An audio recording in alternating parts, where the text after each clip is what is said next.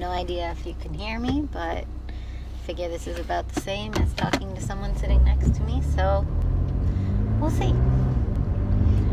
Okay, I'm not going to look at you, I'm driving, but I turned you on while I was waiting for some traffic.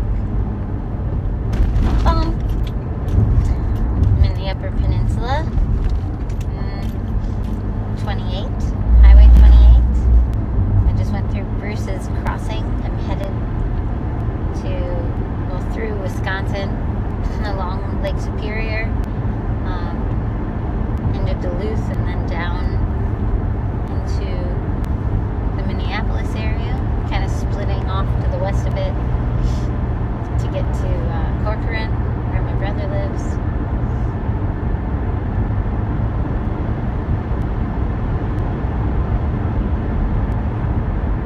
I just went past a church that had a sign, bloom where you're planted, and I know that's not new or profound or anything, but I think either I started thinking about this right after or I was already thinking about it, but oh, weird. I was definitely already thinking about it. Okay,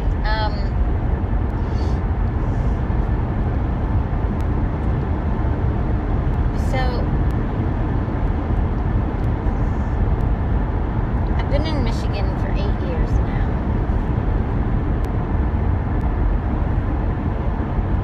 And I've been visiting Michigan for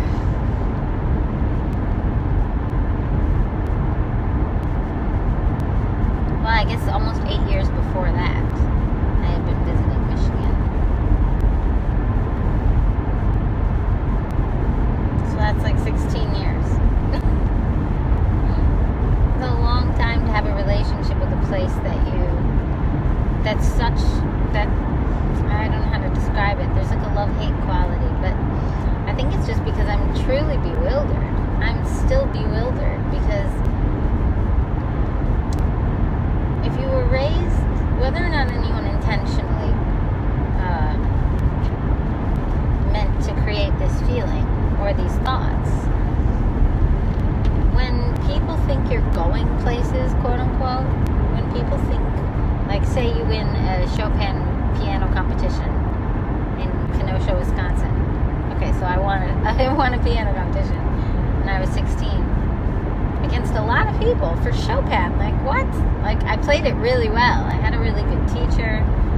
I worked on that song for the entire year. Some of my students are not that disciplined, but my teacher, I guess, saw something in me and really pushed me, and that's probably how I got into a conservatory, but like I ended up backing off from that because I was like, wait, none of this is what I meant to do with my life, which is part of where my teaching beliefs come from, but that's a tangent. Sorry. But when people see things in you, Ontonagon River, public access. This is really pretty. There was a stretch a while back that had like a red road and yellow flowers all along the sides, and it was really pretty. Oh, I'm coming into a town called Ewen, E-W-E-N. Whoa, cute. These are just very, very, very tiny towns. This is a very undeveloped, very, very mildly developed area of the world. It almost feels like it's outside of time, or just behind in time, or like in the 80s almost, or like early settlement kind of feeling sometimes. I don't know.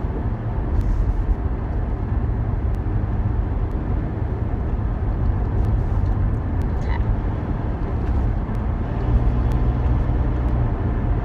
Moving on. So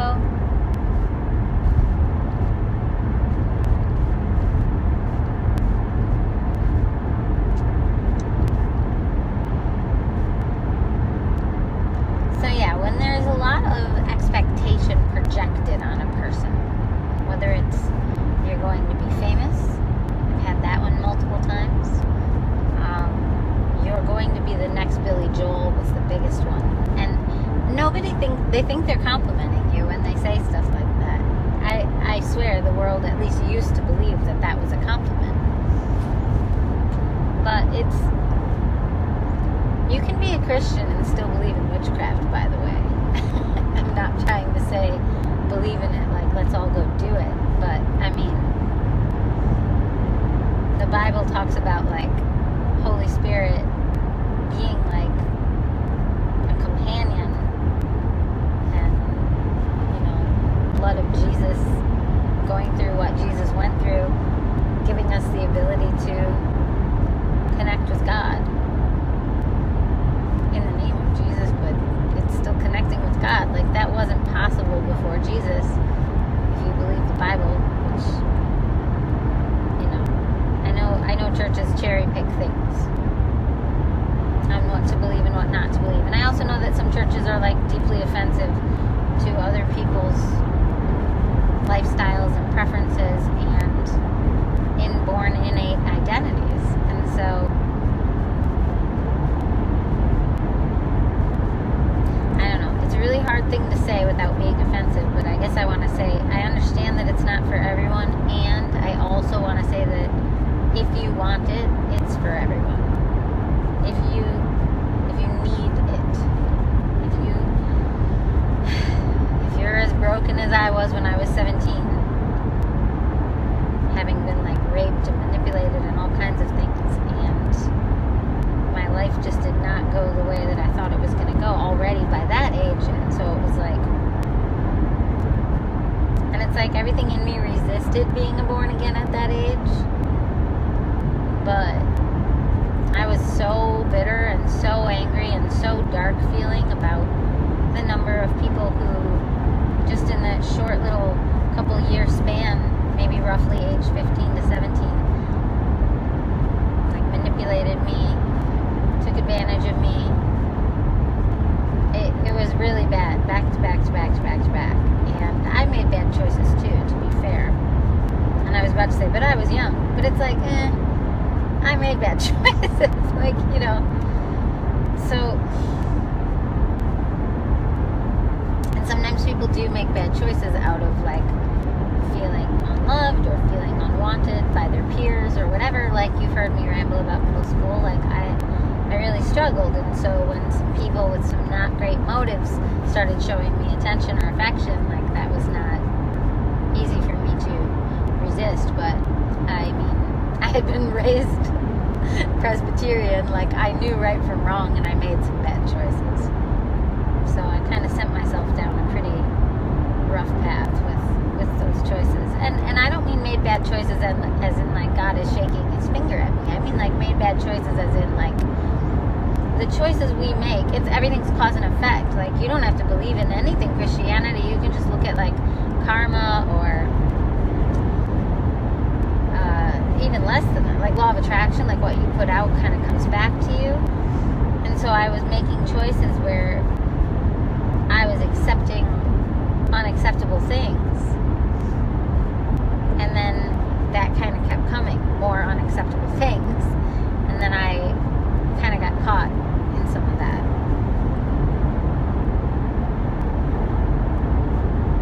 So this is really pretty. It's like an open pasture kind of thing. Still all the yellow flowers everywhere. Big giant white clouds. It was supposed to be, like, stormy today. So this is nice. Anyway, so yeah, I mean, I guess Sufjan kind of shares his beliefs openly. He's very openly, I think, Catholic. I mean, I converted to Episcopalian when my nun grandma was older. She was an Episcopalian nun, I believe. I mean, I don't know the exact way of describing it, but she was a sister. She became one in her 80s after my grandpa passed away. And it had been her childhood dream.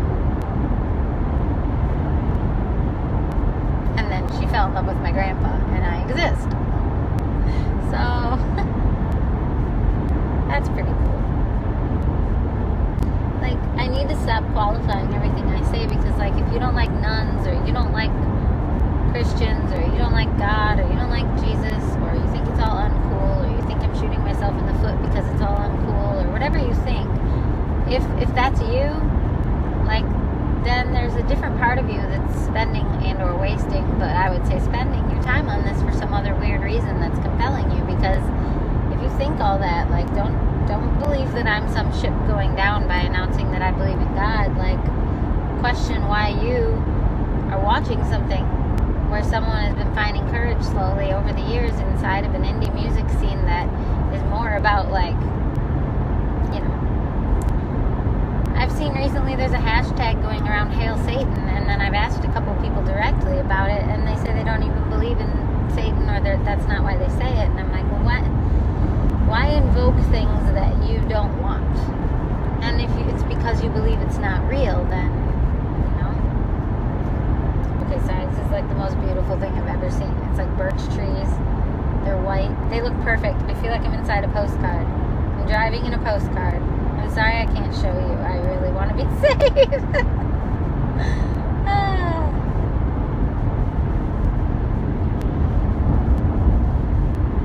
I probably could have rigged it up so it was like in my window and, like, I don't know. Nah, I'm not going to worry about it. So,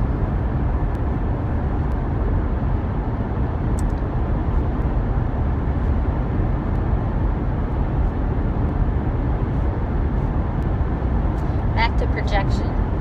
So, we all can inadvertently or advertently, I'm kidding, but we can all project on each other what we think each other is or should be, and that happens to kids all the time. That's what, you know, you're so good at math, or you're so good at this, and then suddenly a kid thinks they have to always be good at that, or they think that they have to live up to some projection that was put on them. You know, it was never said to them, you were so good at math at age 6, but once math got harder, you realized you didn't like math that much. You know, it's like, what if we talked like that? We don't.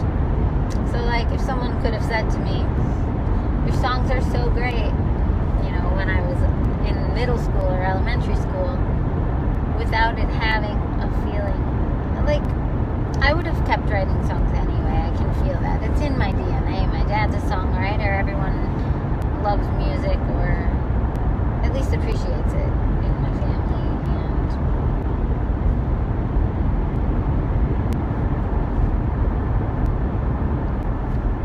yeah, I don't know. I guess I just wonder sometimes about if some of the struggle, to get back to my original point, if some of the struggle I have living in small town Michigan is because that doesn't match the picture that other people were projecting on me, like, at all. And if I had never heard any of those things, would I care if I still lived in, I guess I never lived in small town Wisconsin. I lived in medium-sized town Wisconsin, but not even town. I lived in a city. I lived basically in urban sprawl, Milwaukee, Chicago, like Metroland. Racine, Wisconsin, it's just between the two. It's just like sprawl, and it has so many schools. It's a big place, actually. But we never thought it was anything special growing up. If I'm honest, I never even thought about what a place was when I was growing up until somewhere in middle school or high school, people, like, made fun of people from Racine when they would meet at these, like, statewide things, because Wisconsin is known for being a very beautiful state. And someone told it like a joke once. Oh, I told someone I'm from Racine, and the person said, oh, I'm sorry. Like, it just, and then that stuck with me.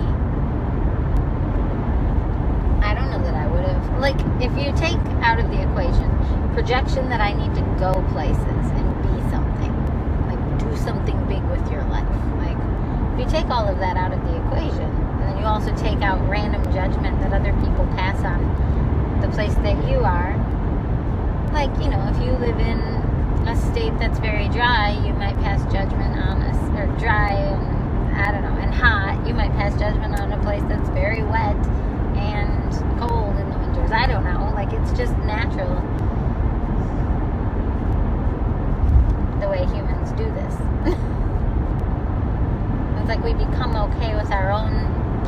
we're planted in, or land that we're growing in, by comparing it to other places based on our own preferences. Like, we're supposed to have preferences. That's one thing that I think has been really helpful for me. This is getting really pretty. I think I'm coming up on the lake. Okay, I want to go to this point. Preferences. So,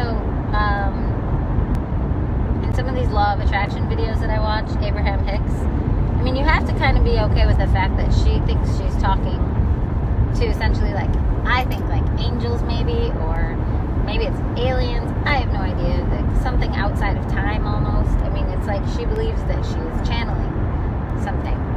And whether or not you believe that, I feel some resonance with it because that's how my songs feel. And so whenever I'm writing a song, I can feel the moment. Sorry, river. I can feel the moment when it shifts. Like, I can feel the songs where I feel almost possessed, like something else is writing through me.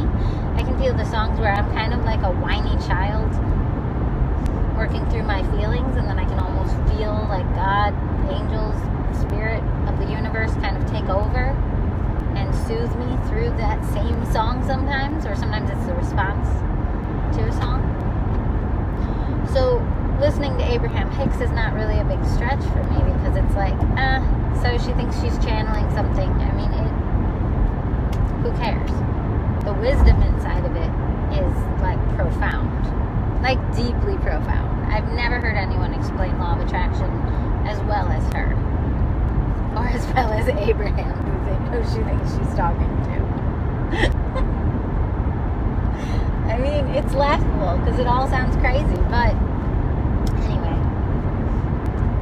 Projection. So, I got onto that Christian thing because I mentioned witchcraft. Well, all I'm saying is I think words are like witchcraft. Like, people are casting spells on people, even though we don't call it that in everyday society. Think of a bully in 3rd grade telling a kid that they're a nerd. And think of them saying it over and over and over again until that kid gets in their place. You know, that bully is trying to put them in their place, which is down. That bully is trying to, you know, get that kid to stop thinking they're so great, because maybe they get better grades than the bully. Or maybe the teacher's, I don't like you up there above, and so I'm going to call you a nerd and a dork, and I'm going to pick on you, or I'm even going to punch you, and I'm going to use my anger and my authoritative tone until you stop thinking you're any big deal. It's completely insane that we don't look at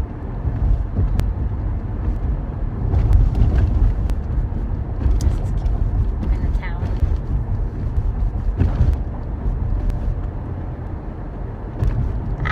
Pokemon Mountain, stay back! Just gonna pull over for a second.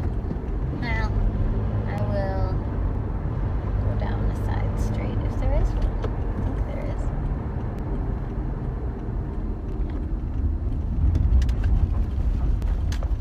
Let's turn around. So,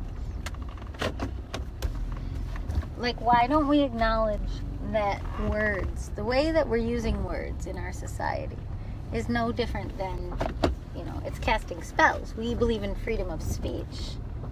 And in other societies, you know, over the past centuries, you couldn't be so free in your speech. Now you can, but, like, we are creating some things. Like, this is not an accident.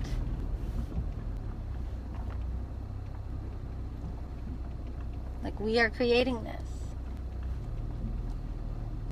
I'm gonna let this truck go by.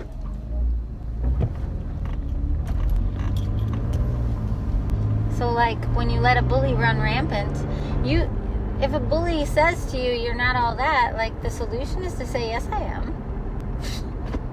What would be the other solution? If you fight him or her, taking a slight detour because I saw a sign for Porcupine Mountains, which is where the lake in the clouds. I decided that I maybe want to save going to Lake in the Clouds for when I come back here with Brian someday. But Maybe that's silly. Maybe I should just go now. Hi, Brian. I love you.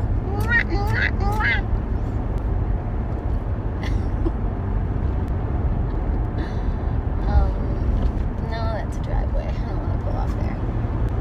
Anyway,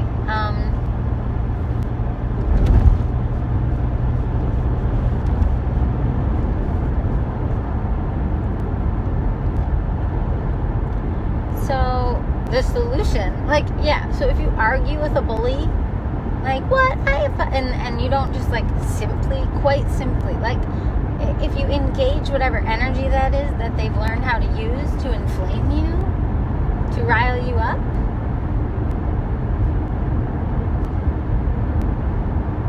then in a way they've won. Like, the best thing is to ignore them. And that started getting shamed in our culture, like that was a matter of not standing up for yourself. This started about, I don't know, 10 or 15 years ago. And then there was a swing back, because there's always like a kickback or a swing back, like of the pendulum in our country, because our country is so like free, we're free. So it's like they started telling all these little like sensitive soul elementary school kids, like, you need to stand up for yourself. If a bully blah blah blah blah blah blah blah, don't just run away or they win. And it's like, what the heck did you just teach these kids? Running away is winning, you nerds.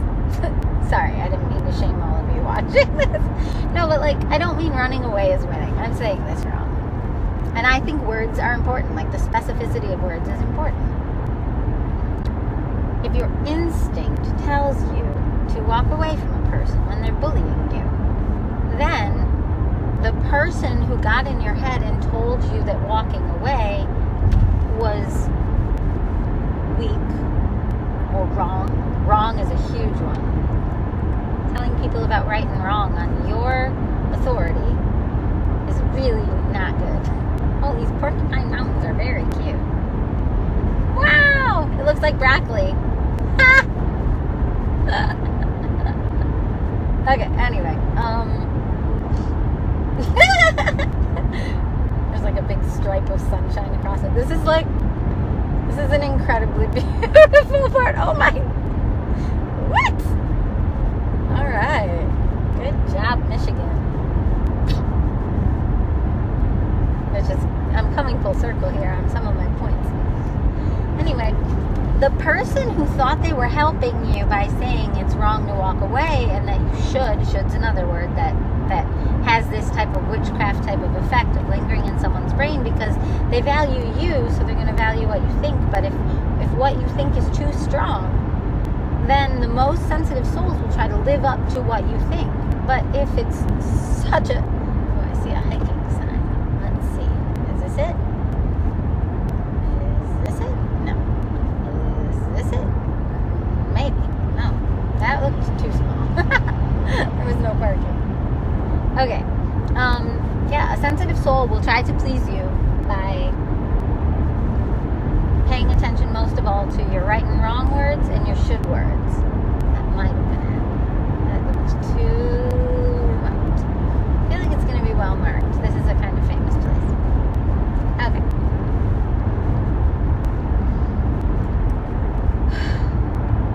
Because our instinct knows that when a bully puts us down and calls us names, our instinct knows that that's not a good thing. Everything hardwired in you, and in fact, I should say, your own feelings hardwired in you know when that bully puts you down, your own feelings flare up enough to guide you away from that bully. You're not going to accidentally think, oh, that bully's right, I'm so small and nothing, and I should think less of myself. But what starts to trip the wire, or what starts to tangle the wires more accurately, is when someone tells you how you're supposed to react in those scenarios rather than trust your own internal compass in how to react in those scenarios, because there's not one size fits all. It's two different non-one size fits alls. One non-one size fits all is related to each person receiving the bullying. Some people who receive bullying want to walk away, some want to speak out. Both are okay. But then also, those same two people who react with speaking out versus walking away might have different experiences based on different bullies. Why are we trying to make a one-size-fits-all rule book, guidebook for the world and all of its people? That's insane. That's insane.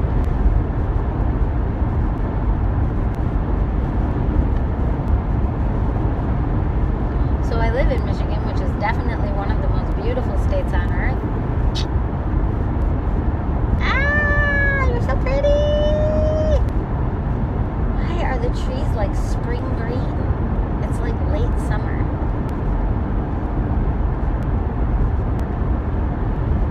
This is crazy cool looking.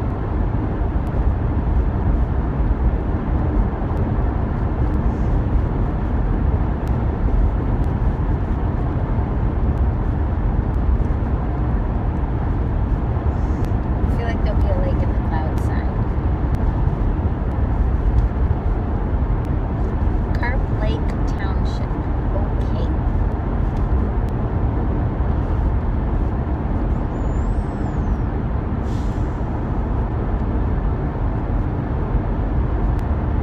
So Michigan, I have multiple struggles with being a person who stays in Michigan out of love.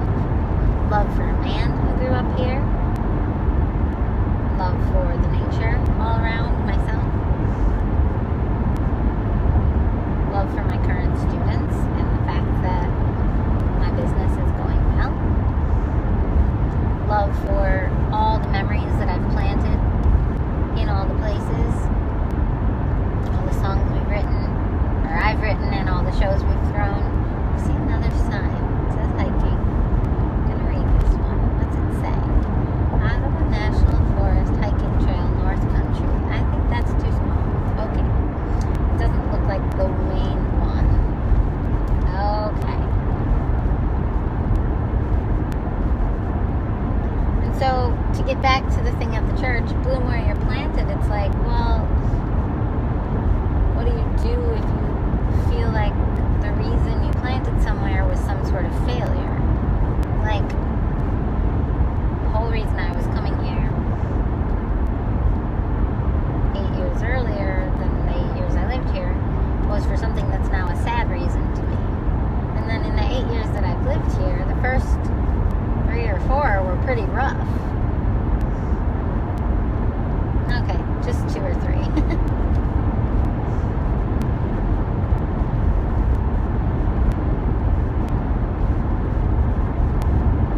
And like like it's in my mind visibly. Like I remember the feeling of being like, you know, in love with the same man I'm in love with now, but basically telling him like, let's go, let's get out of here, let's go somewhere else, let's be somewhere else, let's do something else. And I don't know if that was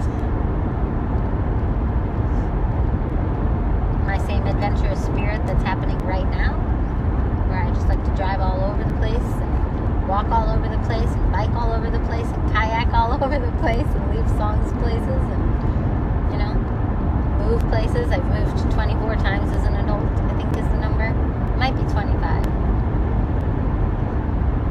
I count college dorm rooms that were different, or like different apartments when I was living in New York City.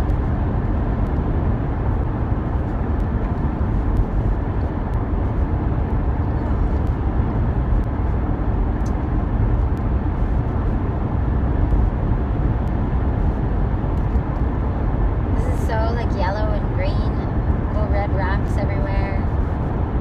It's like stunning. I'm just like, ah!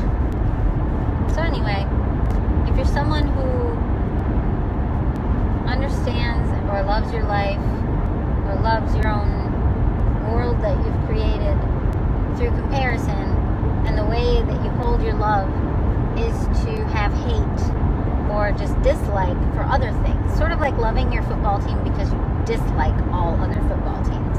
That.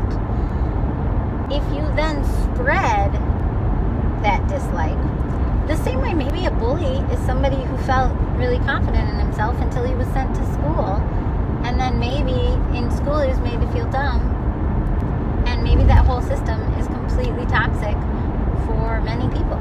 I've believed that a long time, actually. Because there are very, very many different types of intelligence. Mineral rivers. Wow, this is pretty.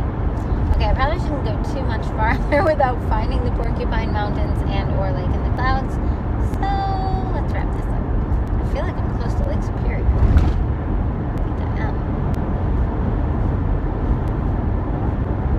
You can just kind of feel it when you're by one of the Great Lakes. Yeah, oh, I see it. That's weird. Like the trees change it.